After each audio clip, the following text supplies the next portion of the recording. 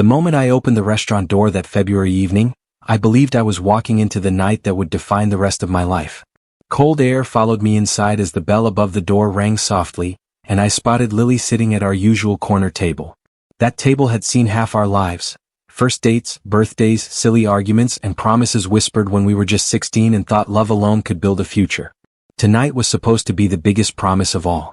I had spent hours practicing what I would say when I asked her to marry me. But the second I sat down, something felt wrong. Lily wasn't smiling. Her hands trembled around a glass of water and she wouldn't look at me. I forced a light tone and asked, "Hey, what's going on? You look nervous." She swallowed hard and whispered, "Daniel, we need to talk." Those 4 words landed heavier than anything I'd ever heard from her. I tried to joke, saying, "That sounds serious. Should I be worried?" But she didn't laugh. She just stared down at the table and repeated quietly, "Please just listen first." My stomach tightened as I leaned back and nodded. "All right," I said. "I'm listening." The silence stretched between us until she finally spoke again, her voice shaking. "I've been thinking about our future." For a second my heart lifted because that's exactly what I wanted to talk about too. I even started smiling.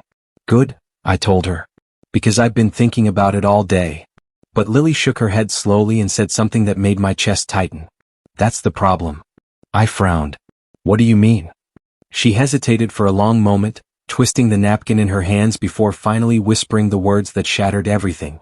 "I met someone else." I blinked, sure I had misunderstood. "What?" She took a shaky breath and repeated it. "I didn't mean for it to happen, Daniel. It just did." My brain struggled to catch up with what she was saying. "You're joking," I said quietly. "You have to be joking." She looked at me with watery eyes and shook her head. "I'm not." The restaurant noise around us faded until all I could hear was the pounding of my own heartbeat. "How long?" I asked. She hesitated again before answering softly, "A few months." My hands slowly tightened on the table. "A few months?" I repeated. "Yes." "And you didn't think I deserved to know?" She whispered, "I didn't know how to tell you." I let out a hollow laugh. "You seem to be doing it just fine right now." She flinched, but I kept going. "Who is he?" I asked. She hesitated before answering. "His name is Victor Hayes." The name meant nothing to me, which somehow made it worse. "Victor Hayes," I repeated. "Yeah." "And who exactly is Victor Hayes?" She stared at the table again. "He's a real estate investor. He moved here recently." I stared at her in disbelief.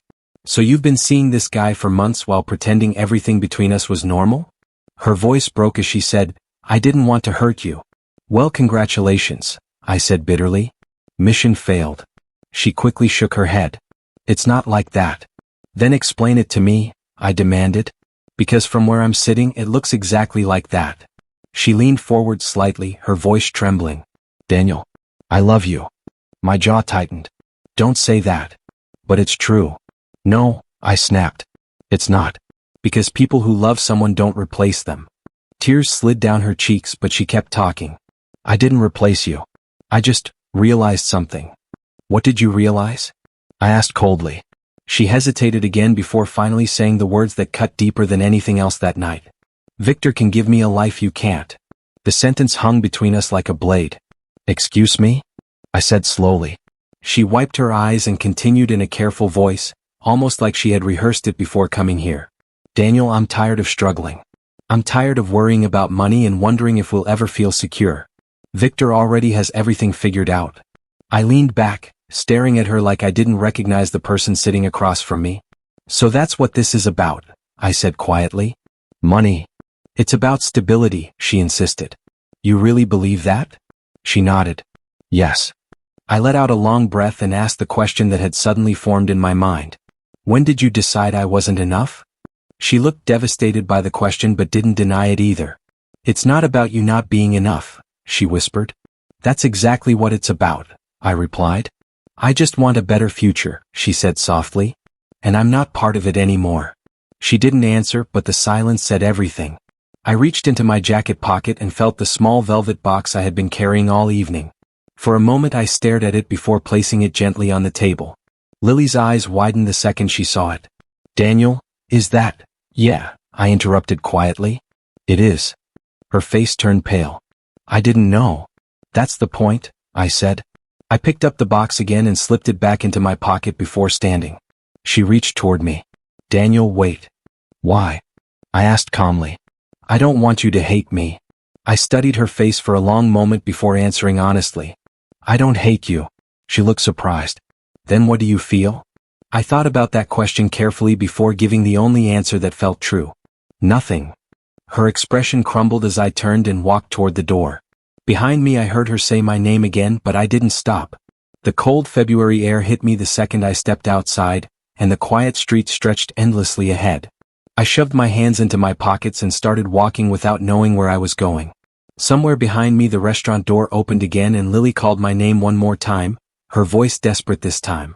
But I kept walking into the freezing night, because in that moment I understood something terrifyingly clear. Everything I thought my life would be had just disappeared, and the future I had planned with Lily was already gone. The weeks after that February night felt like someone had hollowed out my chest and left me walking around with nothing inside. Every morning I woke up expecting to see Lily's name on my phone.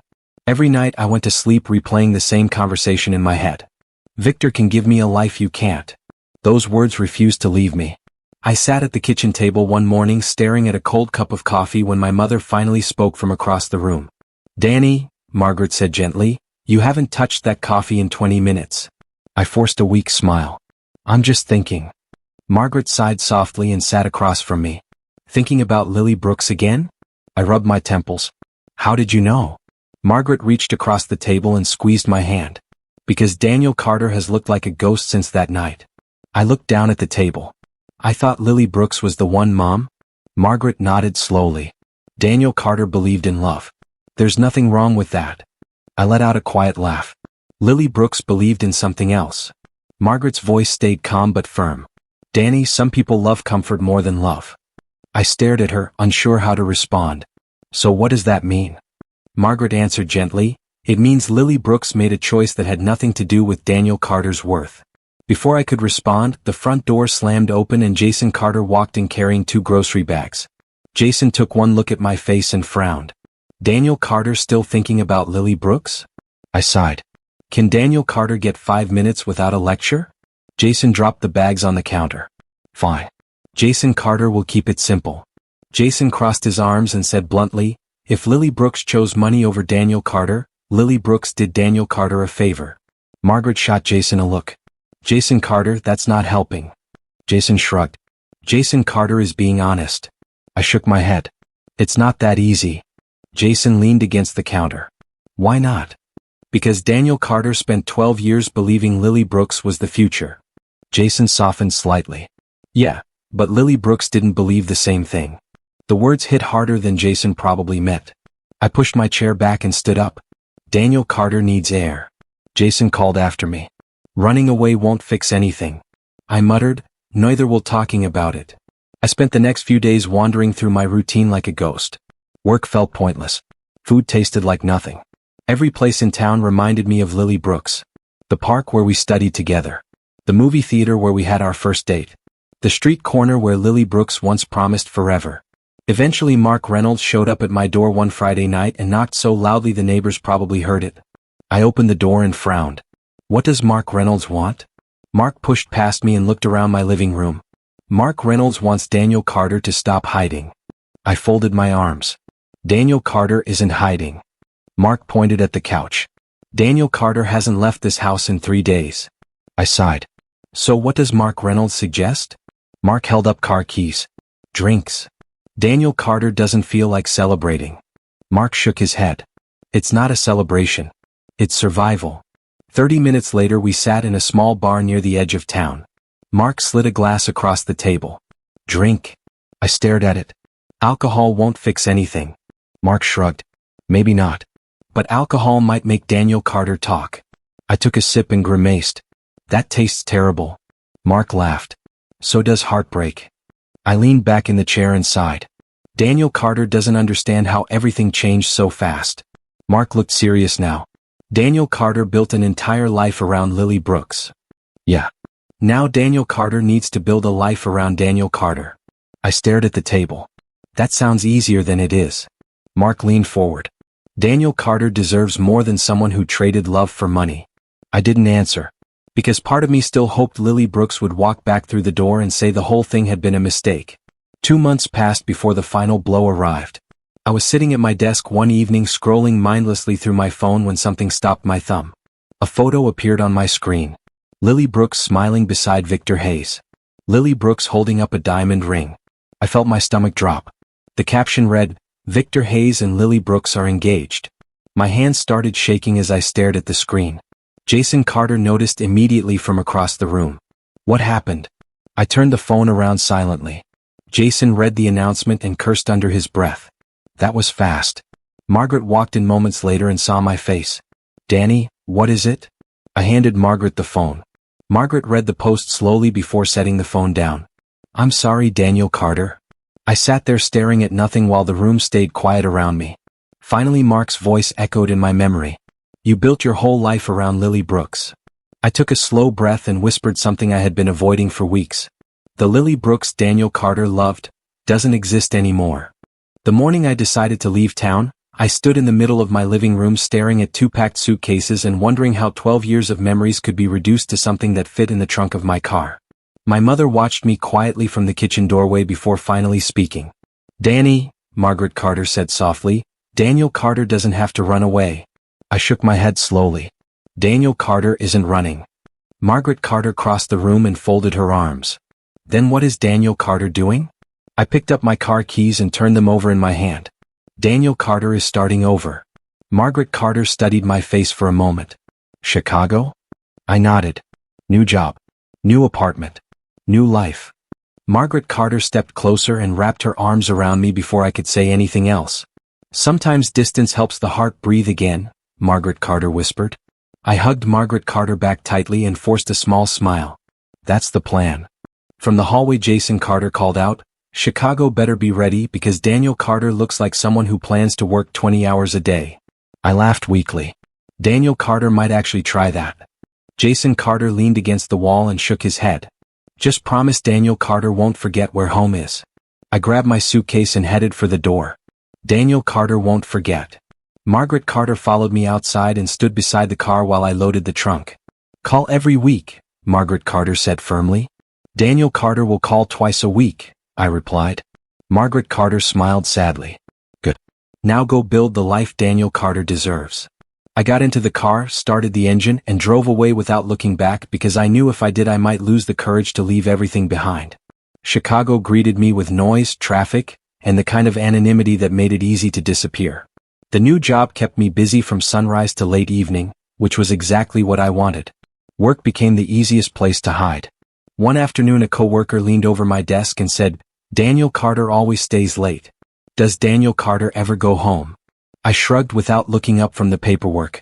"Daniel Carter prefers staying busy." The coworker laughed. "Daniel Carter should try having fun once in a while." I answered quietly, "Daniel Carter forgot how." The coworker didn't press further. That became the pattern of my life. Wake up early. Work until exhaustion. Go home. Sleep. Repeat. Months passed without a single meaningful conversation outside the office. One evening my coworker Mark texted me, "Daniel Carter alive or buried under spreadsheets?" I typed back, "Both." Mark replied immediately, "Daniel Carter should join us for dinner." I stared at the phone before answering, "Daniel Carter isn't great company." Mark responded with a simple message, "Sometimes company isn't about being great." I didn't go. It was easier to stay alone. My apartment stayed quiet. No laughter. No memories. Just routine. And strangely that routine felt safer than hope. 3 months into that routine my body finally rebelled. I woke up one morning dizzy and sweating, but still forced myself to go to work. By evening the fever had grown unbearable. Rain poured outside as I walked down the street searching for somewhere to sit down. A small clinic sign glowed under the streetlight, so I pushed open the door and stumbled inside. A woman behind the front desk looked up immediately. "Are you all right?" she asked. I tried to sound normal. Daniel Carter might have underestimated a fever. The woman stepped around the desk and guided me to a chair. "Sit down before Daniel Carter falls down." I sat while she checked my temperature. 103, she said calmly. Daniel Carter definitely underestimated that. I laughed weakly. Daniel Carter tends to do that. She handed me a cup of water. "Name?" "Daniel Carter." She wrote it on the chart and looked at me more closely. Emma Sullivan, she said. Emma Sullivan will make sure Daniel Carter survives the evening. Something about Emma Sullivan's calm voice felt oddly reassuring. While Emma Sullivan checked my pulse, Emma Sullivan studied my face. Daniel Carter looks like someone carrying too much. I let out a dry laugh. Emma Sullivan has no idea. Emma Sullivan didn't laugh back. Instead, Emma Sullivan said quietly, most people who say that are wrong. I looked up at Emma Sullivan for the first time and noticed the steady kindness in Emma Sullivan's eyes. Why would Emma Sullivan say that? Emma Sullivan shrugged slightly. Because people who carry pain often think nobody can see it. I leaned back in the chair, surprised by the honesty. Emma Sullivan reads strangers well. Emma Sullivan smiled faintly. Emma Sullivan works in a clinic. Pain walks through the door every day. I shook my head slowly. Daniel Carter thought hiding was working. Emma Sullivan handed me medicine and said gently, healing usually starts when hiding stops. For the first time since February, someone had looked at me without judgment, without advice, and without pity. As the rain tapped against the clinic window and the fever slowly faded, I realized something that felt almost unfamiliar. Maybe leaving home hadn't been about escaping the past. Maybe leaving home had been about giving the future room to arrive. And for the first time in months, the idea of healing didn't feel impossible anymore. I wasn't expecting to see Emma Sullivan again. That rainy night at the clinic had felt like one of those small moments life sometimes gives you before quietly moving on. But 3 weeks later, while I was standing in the cereal aisle of a grocery store trying to decide between two identical boxes, I heard a familiar voice behind me. Daniel Carter? I turned around, surprised, and there stood Emma Sullivan holding a grocery basket. Standing beside Emma Sullivan was a small boy with messy brown hair who stared up at me like I was some kind of puzzle. I blinked once before smiling awkwardly. Emma Sullivan works everywhere apparently, I said. Emma Sullivan laughed softly. Only when Daniel Carter keeps wandering into unexpected places. The little boy tugged gently on Emma Sullivan's sleeve and whispered loudly enough for me to hear, Mom, is Daniel Carter your friend? Emma Sullivan froze for a second before laughing awkwardly. Not yet. The boy tilted his head and studied me like he was evaluating the answer. Daniel Carter looks like a friend. I crouched slightly so my eyes were level with the boy. And who is this honest judge? Emma Sullivan smiled. This is Noah Sullivan. The boy stuck out a small hand. Noah Sullivan is 6. I shook the tiny hand carefully. Daniel Carter is older than 6. Noah Sullivan laughed like that was the funniest answer he had ever heard. Emma Sullivan shifted the grocery basket from one arm to the other and said, Noah Sullivan and Emma Sullivan were about to buy ice cream before dinner. Noah Sullivan nodded proudly. Emma Sullivan says sometimes rules can bend. I raised an eyebrow. That sounds like excellent parenting. Emma Sullivan rolled her eyes playfully. Emma Sullivan might regret saying that later. Noah Sullivan tugged on Emma Sullivan's sleeve again. Mom, can Daniel Carter come too? Emma Sullivan blinked in surprise and then looked at me. I held up my hands defensively. Daniel Carter didn't plan this conspiracy. Emma Sullivan laughed again.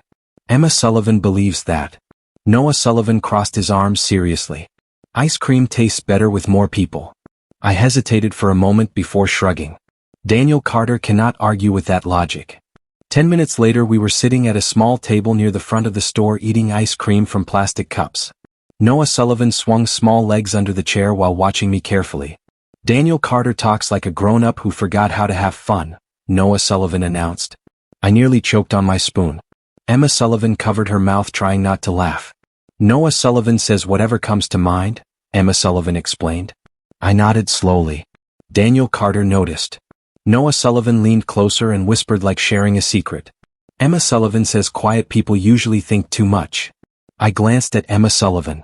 Emma Sullivan shrugged slightly. Emma Sullivan might have said something similar. I looked down at my melting ice cream and admitted quietly, Daniel Carter probably thinks too much. After that afternoon, something unexpected started happening. I began running into Emma Sullivan and Noah Sullivan more often. Sometimes at the grocery store again. Sometimes at the park. One Saturday afternoon Noah Sullivan spotted me from across a playground and shouted, Daniel Carter came. Emma Sullivan looked embarrassed while Noah Sullivan ran over and grabbed my hand like we had known each other for years. Daniel Carter has to see the tallest slide, Noah Sullivan insisted. I laughed nervously. Daniel Carter hasn't used a slide in about 20 years. Noah Sullivan frowned. That sounds very boring. Emma Sullivan walked over shaking her head. Noah Sullivan believes everyone should act 6 years old sometimes. I shrugged helplessly. Daniel Carter might need lessons. Noah Sullivan pointed dramatically at the playground equipment. Class starts now. 30 minutes later I was standing at the bottom of the slide while Noah Sullivan cheered like I had just performed a heroic stunt. Emma Sullivan watched the scene with amused eyes. Emma Sullivan didn't expect Daniel Carter to actually climb that thing, Emma Sullivan admitted. I dusted off my hands. Daniel Carter is full of surprises. Noah Sullivan nodded proudly. Daniel Carter passed the test. Emma Sullivan laughed. Noah Sullivan invents a lot of tests. I shrugged lightly. Daniel Carter doesn't mind. Weeks passed like that, quietly and naturally, until one evening I found myself sitting on a bench in the park while Noah Sullivan played nearby and Emma Sullivan read a book beside me. The sun was setting, painting the sky orange and gold. Noah Sullivan suddenly ran over and climbed onto the bench between us. Daniel Carter looks sad sometimes, Noah Sullivan said out of nowhere. I froze. Emma Sullivan lowered the book slowly. Noah Sullivan, Emma Sullivan warned gently. But Noah Sullivan just looked at me with honest curiosity. Why does Daniel Carter look sad? I hesitated before answering quietly. Because someone hurt Daniel Carter. Noah Sullivan considered that answer for a moment before shrugging. Mom says hurt people just need new people who love them. The simple sentence hit me harder than anything I had heard in months. Emma Sullivan looked slightly embarrassed. Emma Sullivan didn't expect Noah Sullivan to repeat that. I stared at Noah Sullivan, unsure what to say. That's a very smart idea, I finally admitted. Noah Sullivan smiled proudly. Noah Sullivan has lots of good ideas. Emma Sullivan shook Emma Sullivan's head gently. That part Noah Sullivan definitely believes. I looked at both of them sitting beside me under the fading sunlight and realized something strange had begun to change inside my chest. For the first time since February, the future didn't feel like an empty road anymore.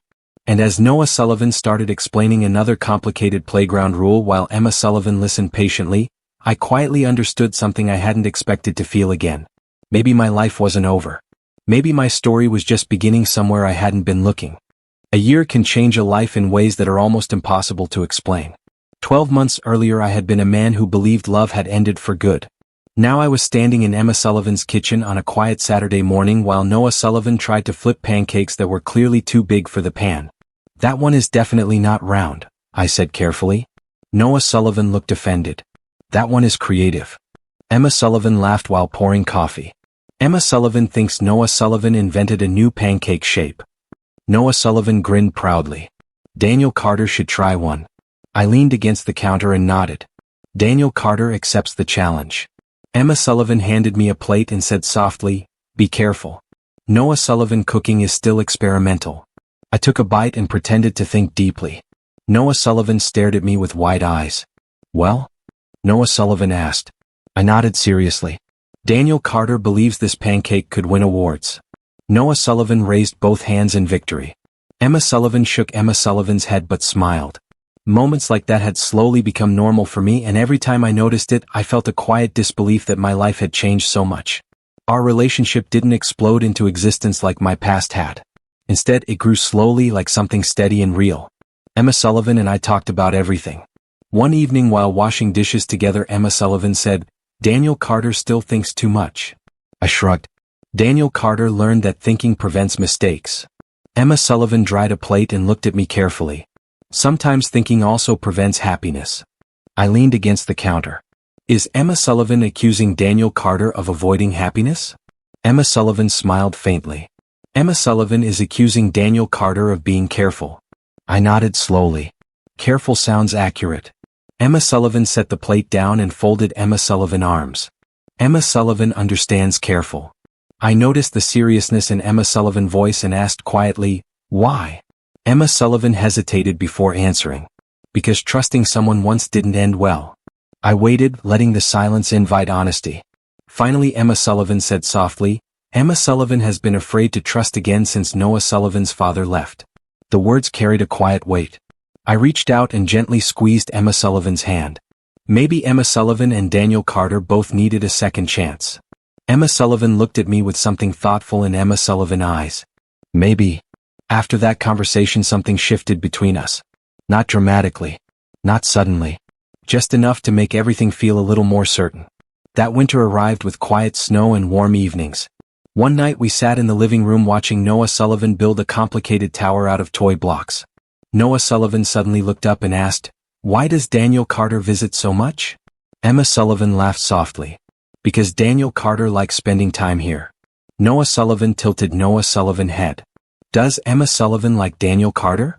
Emma Sullivan nearly dropped the mug. I chuckled and said, "That question seems dangerous." Noah Sullivan crossed Noah Sullivan's arms seriously. Noah Sullivan needs the answer. Emma Sullivan looked at me and smiled nervously. Emma Sullivan thinks Daniel Carter should answer. I cleared my throat.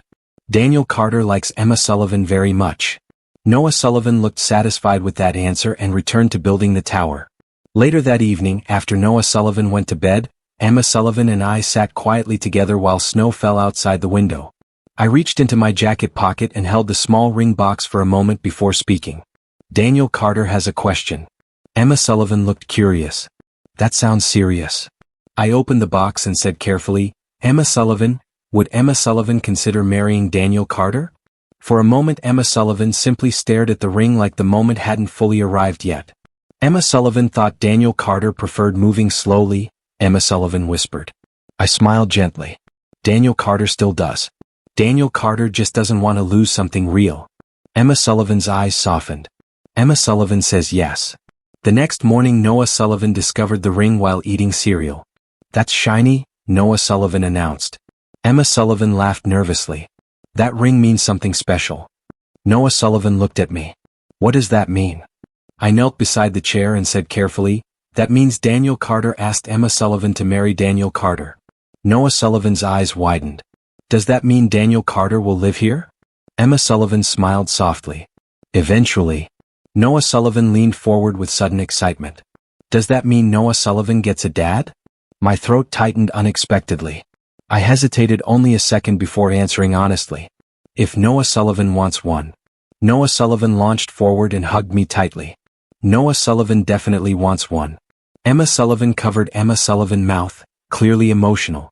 I wrapped my arms around Noah Sullivan and felt something settle inside my chest that I hadn't felt in years.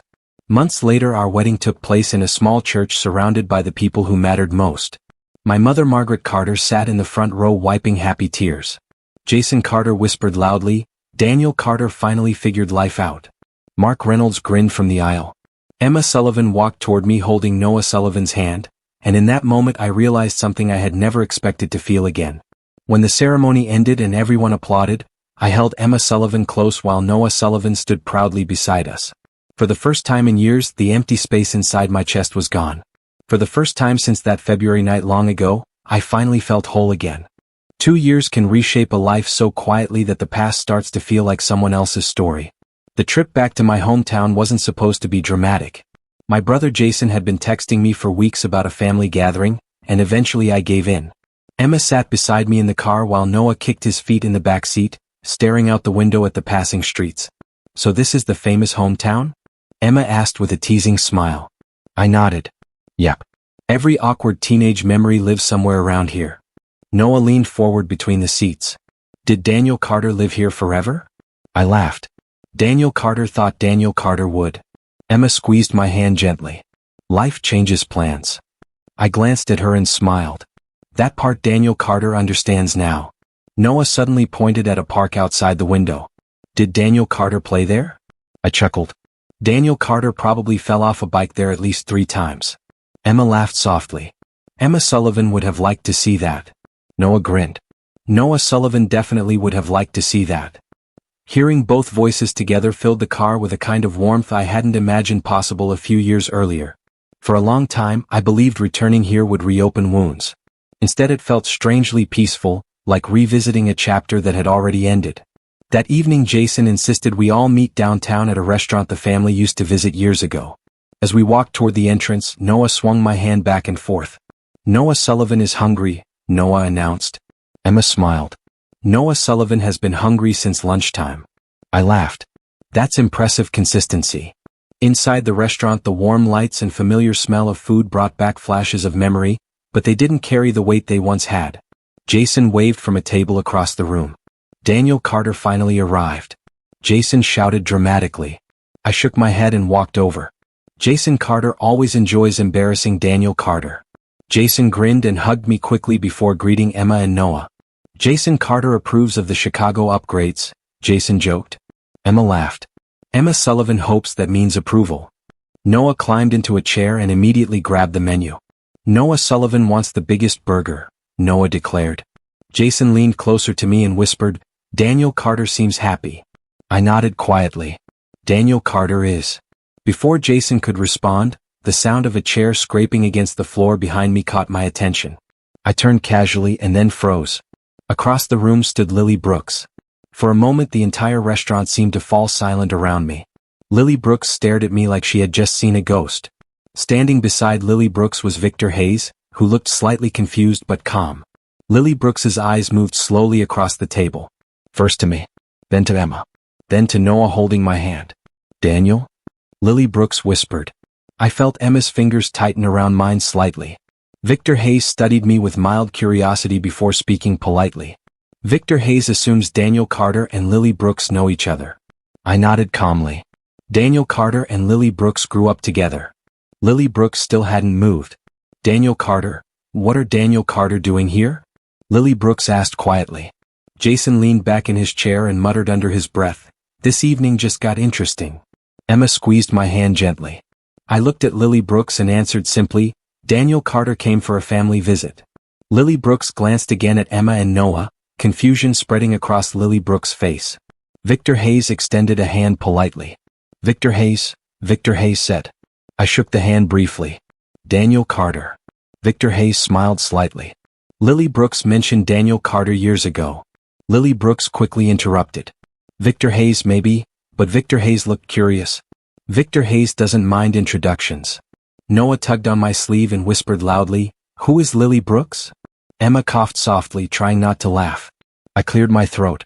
An old friend, I said gently. For a moment nobody spoke. Then Lily Brooks finally asked the question that had clearly been sitting on Lily Brooks' mind since walking over. Daniel Carter has a family now? Lily Brooks asked quietly. The way Lily Brooks' voice trembled made the room feel strangely tense. I looked down at Noah and then at Emma before answering. Yes. Emma gave my hand a reassuring squeeze. Noah waved happily. Noah Sullivan is 6, Noah announced proudly. Victor Hayes chuckled politely. Victor Hayes assumes Daniel Carter enjoys fatherhood. I nodded. Daniel Carter does. Lily Brooks stared at the three of us for several seconds like the image didn't make sense. Daniel Carter looks different, Lily Brooks finally said. Jason leaned over and whispered loudly again, happier. I shot Jason a look but couldn't help smiling slightly. Emma spoke calmly. Emma Sullivan thinks people change. Lily Brooks nodded slowly but still looked shaken. Lily Brooks didn't expect this. I shrugged gently. Life surprises people sometimes. Victor Hayes checked the time and said casually, Victor Hayes and Lily Brooks should probably head out. Lily Brooks didn't move immediately. Lily Brooks looked at me one more time, searching my face for something I couldn't quite identify. Daniel Carter seems well, Lily Brooks said quietly. I nodded once. Daniel Carter is. Lily Brooks gave a small, uncertain smile before finally turning away with Victor Hayes. As the two walked out of the restaurant, Jason leaned forward immediately. Daniel Carter handled that better than expected, Jason said. Emma looked at me carefully. How does Daniel Carter feel? I thought about the question for a moment before answering honestly. Surprisingly calm. Emma tilted Emma Sullivan's head slightly. No pain? I shook my head slowly. No. For the first time since that cold February night years ago, I realized something that almost made me laugh. Seeing Lily Brooks didn't hurt anymore. The past had finally lost its power over me. The morning after that unexpected reunion, my phone started buzzing more than usual. At first I assumed it was Jason sending another stream of jokes about the restaurant scene. But when I opened the messages I realized something different was happening. My cousin Tyler had texted first, Daniel Carter heard about Victor Hayes?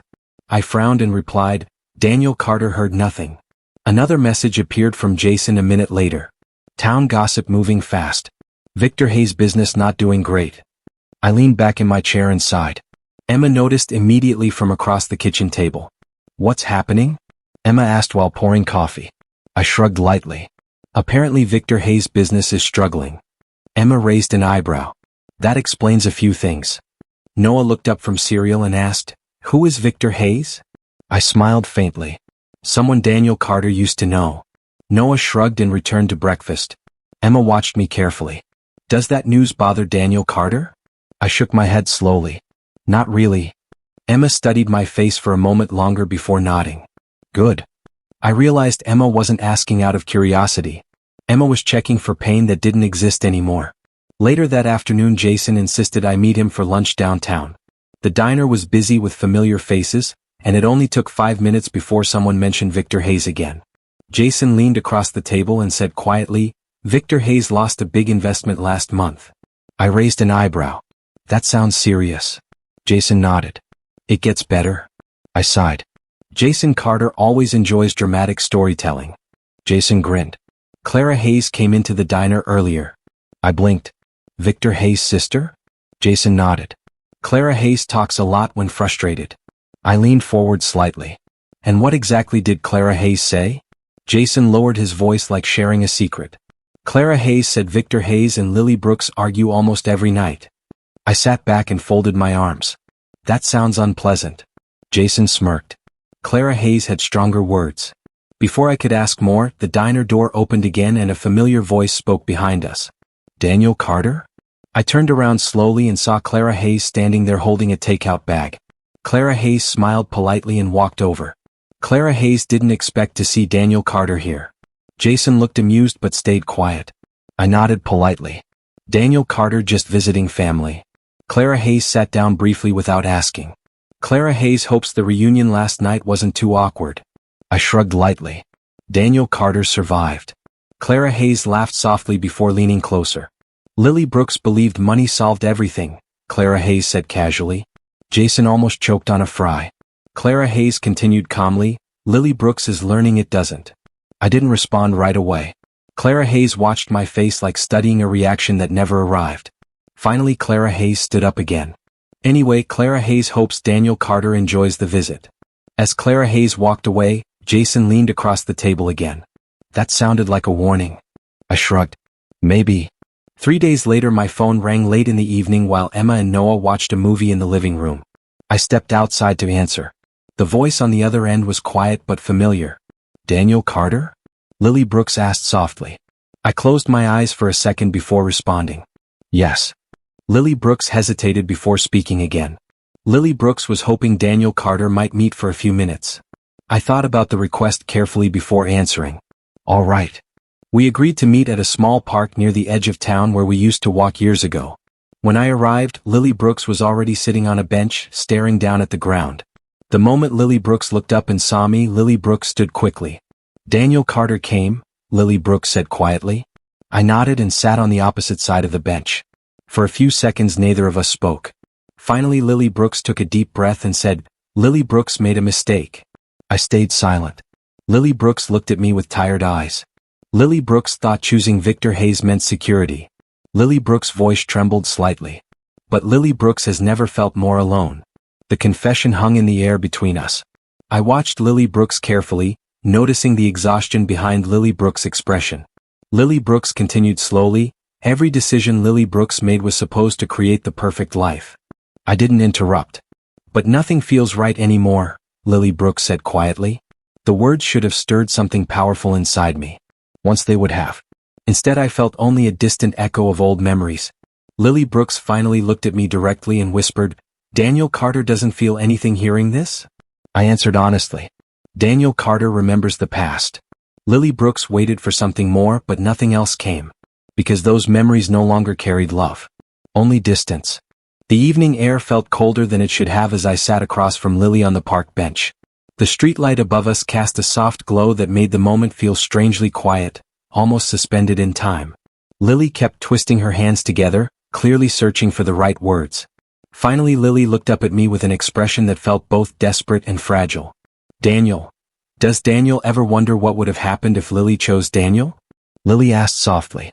I took a slow breath before answering. No, I said honestly. The answer came out calmer than I expected. Lily blinked in surprise. Not even once? Lily asked again as if hoping the first answer had been a mistake. I shook my head slowly.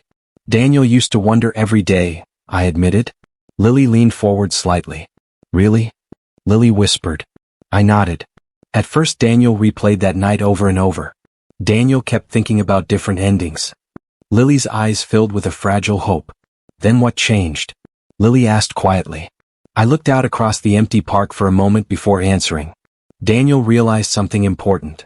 Lily waited anxiously. What? Lily asked. If Lily hadn't left, Daniel never would have found the life Daniel has now, I said calmly. Lily stared at me like the sentence hadn't fully reached Lily yet. Daniel means Emma Sullivan, Lily said slowly. I nodded. Emma Sullivan. And Noah Sullivan. Lily wiped a tear from Lily's cheek and looked down at the ground. Lily thought Daniel would always wait, Lily admitted quietly. I leaned back slightly and folded my arms. Daniel did wait, I said honestly. Lily looked up again quickly. For how long? Lily asked. Long enough to realize Daniel deserved better, I replied. The words hung between us in the quiet air. Lily swallowed hard before speaking again. Lily never meant to hurt Daniel like that, Lily said. I shrugged gently. Intentions don't change outcomes. Lily's voice trembled. Victor Hayes was supposed to be security. I nodded once. Daniel understands the logic. Lily laughed bitterly. Logic doesn't make someone feel loved. I didn't respond immediately. Lily continued, voice quieter now. Every day Lily wakes up and realizes Lily traded something real for something empty. I looked at Lily carefully. Then why stay? I asked. Lily hesitated before answering. Because leaving again would mean admitting Lily destroyed everything for nothing. The honesty in Lily's voice surprised me. That sounds exhausting, I said quietly. Lily nodded. It is. For a few seconds neither of us spoke. Then Lily looked at me again, eyes red but steady. Daniel looks happy, Lily said softly. I nodded. Daniel is. Lily tilted Lily's head slightly, studying my face. Daniel doesn't hate Lily? Lily asked. I thought about the question before answering. Daniel doesn't feel hate, I said. Lily seemed confused. Then what does Daniel feel? Lily asked. I looked up at the sky for a moment before replying. Distance. Lily blinked slowly, absorbing the word. That's worse than anger, Lily whispered. Maybe, I replied calmly. Lily wiped Lily's eyes again and took a shaky breath. Lily used to imagine Daniel would come back one day, Lily admitted. I shook my head gently. Daniel already moved forward. Lily nodded slowly. Emma Sullivan must be special, Lily said quietly. I smiled slightly. Emma Sullivan is honest. Emma Sullivan is patient. Emma Sullivan never made Daniel feel like love was a competition. Lily looked down at Lily's hands again. Lily thought success would fix everything. I leaned forward slightly. Success fixes problems with money, I said. Success doesn't fix loneliness. Lily let out a quiet laugh that sounded more like exhaustion. Lily learned that lesson too late. I stood up slowly from the bench and slipped my hands into my pockets. Lily looked up at me quickly. Daniel is leaving? Lily asked. I nodded. Emma Sullivan and Noah Sullivan are waiting. Lily gave a small nod and stood as well. For a moment we simply faced each other under the dim light. Daniel deserves that happiness, Lily said quietly. I gave a polite nod. Daniel knows. Lily looked like Lily wanted to say more, but the words never came. Instead Lily stepped back slightly. Goodbye, Daniel, Lily said softly. I returned the same quiet tone. Goodbye, Lily. As I walked away from the bench, I realized something important about the conversation we just had. Years ago I would have stayed longer, hoping for answers or closure. Now I didn't need either. The life waiting for me was stronger than the past behind me. And for the first time since Lily walked away all those years ago, the final choice had already been made. Life in Chicago settled into something calm, something steady. Some evenings were loud and chaotic, especially when Noah decided the living room needed to become a construction site for whatever wild project Noah imagined that day. One evening I stepped through the front door after work when a loud voice came racing down the hallway. Dad, come see what Noah built. Noah shouted. I barely had time to close the door before Noah grabbed my hand and started pulling me toward the living room. I laughed. Slow down. Daniel Carter just got home. Noah shook his head quickly. No time. This is important. I followed Noah into the living room where a massive tower made of blocks stretched across the coffee table. Wow, I said honestly. That might be the tallest tower Noah Sullivan has ever built. Noah crossed his arms proudly. That's because Noah Sullivan used engineering. I raised an eyebrow. Engineering? Noah nodded seriously. Emma Sullivan helped with the bottom. From the kitchen Emma called out, Emma Sullivan only supervised. I looked toward the kitchen and smiled. Emma leaned against the counter holding a mug of tea. Daniel Carter survived another long day? Emma asked. I nodded. Daniel Carter always survives. Noah tugged my sleeve again. But Noah Sullivan still needs help adding the final level. I knelt beside the table. Then Daniel Carter better not mess this up. Noah grinned. No pressure. After dinner we stayed in the living room while Noah continued adding pieces to the tower. Emma sat beside me on the couch and nudged my shoulder gently. Emma Sullivan noticed Daniel Carter got quiet again. Emma said softly. I glanced over. That sounds suspicious. Emma smiled faintly. Emma Sullivan asks a lot of questions. I leaned back against the couch. Daniel Carter doesn't mind. Emma studied my face for a moment. Still thinking about the hometown trip? Emma asked. I shook my head slowly. Not really. Emma tilted Emma's head slightly. Then what is Daniel Carter thinking about? I looked across the room where Noah carefully placed another block onto the tower. Daniel Carter is thinking about how strange life can be, I said quietly. Emma raised an eyebrow. Strange how? I shrugged slightly. Daniel Carter once believed losing everything meant the end of the story. Emma reached over and squeezed my hand gently. Emma Sullivan guesses Daniel Carter learned something different. I nodded slowly. Yeah. Noah suddenly turned around with a huge smile. The tower survived. Noah announced proudly. Emma clapped lightly. That deserves celebration. Noah looked at me again and said, Daniel Carter helped too. I grinned. Daniel Carter accepts partial credit. Later that night the apartment grew quiet after the tower finally collapsed and Noah declared the project complete. I carried Noah toward the bedroom while Emma followed behind with a blanket. Noah yawned loudly and rested Noah's head against my shoulder. Dad. Noah murmured sleepily. I smiled softly at the word. Yeah. Noah pointed weakly toward the door. The tower tomorrow? Noah Sullivan can build bigger. I chuckled quietly. Daniel Carter believes that. Emma pulled the blanket over Noah once I laid Noah in bed. Noah looked up at both of us and whispered, Good night. Emma kissed Noah's forehead. Good night. I switched off the light and stepped quietly back into the hallway with Emma. For a moment neither of us spoke. Then Emma asked gently, Daniel Carter really doesn't think about the past anymore? I leaned against the wall and thought carefully before answering. Daniel Carter remembers the past, I said. Emma nodded slowly. That makes sense. I looked down the hallway toward Noah's room and continued. But Daniel Carter doesn't live there anymore. Emma smiled softly. Emma Sullivan likes that answer. I wrapped an arm around Emma's shoulders and pulled Emma closer. Emma Sullivan helped Daniel Carter get there. Emma shook Emma's head. Daniel Carter did the hard part. I laughed quietly. Maybe. Much later that night I stood by the window looking out at the lights of the city. The memory of that February evening years ago drifted through my mind again, clearer than it had been in a long time. I could still remember the cold air, the restaurant lights, and the moment everything I believed about my future fell apart. Back then it felt like the worst night of my life. Losing Lily had felt like losing the entire path ahead of me. But standing here now, the memory felt different. Emma walked up beside me and rested Emma's head lightly against my shoulder. Daniel Carter looks thoughtful again, Emma said softly. I smiled slightly.